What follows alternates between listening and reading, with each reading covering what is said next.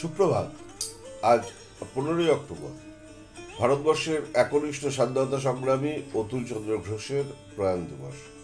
তিনি 1881 খ্রিস্টাব্দের 2রা মার্চ বর্ধমান জেলার খণ্ডঘোষে জন্মগ্রহণ করেন।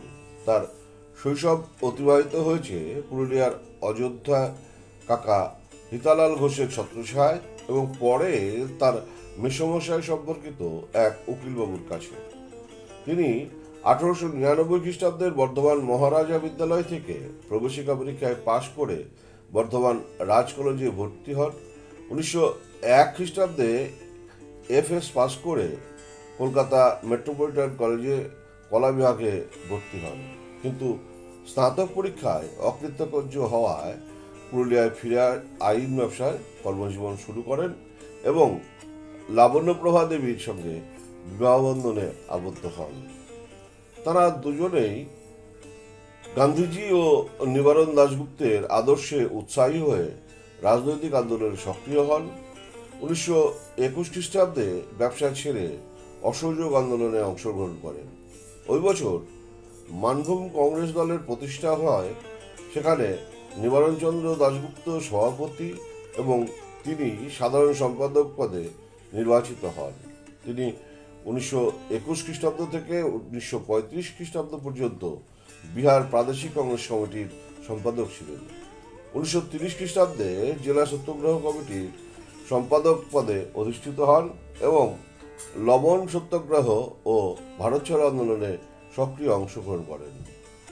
1935 খ্রিস্টাব্দে নিবারণচন্দ্রের মৃত্যুর পর তিনি মানভূম জেলা কংগ্রেস কমিটির 1935 থেকে 1947 খ্রিস্টাব্দ পর্যন্ত সভাপতির দায়িত্ব পালন করেন এবং মানভূম ও তৎসংলগ্ন এলাকার উন্নয়নে সচেষ্ট হন।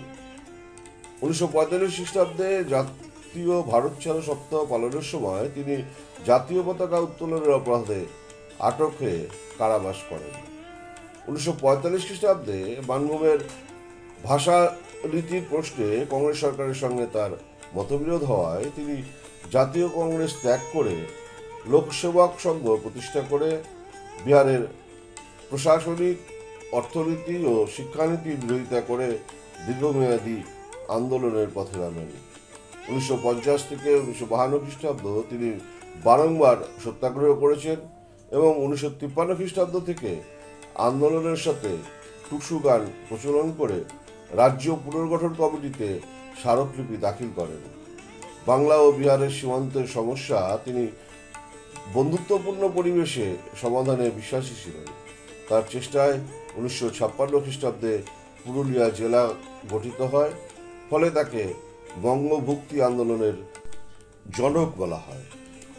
বাংলা সাপ্তাহিক সংবাদপত্র মুক্তির সম্পাদক ছিলেন তিনি। 1962 খ্রিস্টাব্দে আজকের দিনে তিনি পরলোক গমন করেন। মৃত্যুর পর তার স্ত্রী স্বাধীনতা সংগ্রামী লাবণ্যপ্রভা ঘোষ মুক্তির সম্পাদনার দায়িত্ব নেন। প্রয়াণ দিবসে মানভূম কেশরীকে জানাই বিনম্র শ্রদ্ধা এবং প্রণাম। জয় হিন্দ।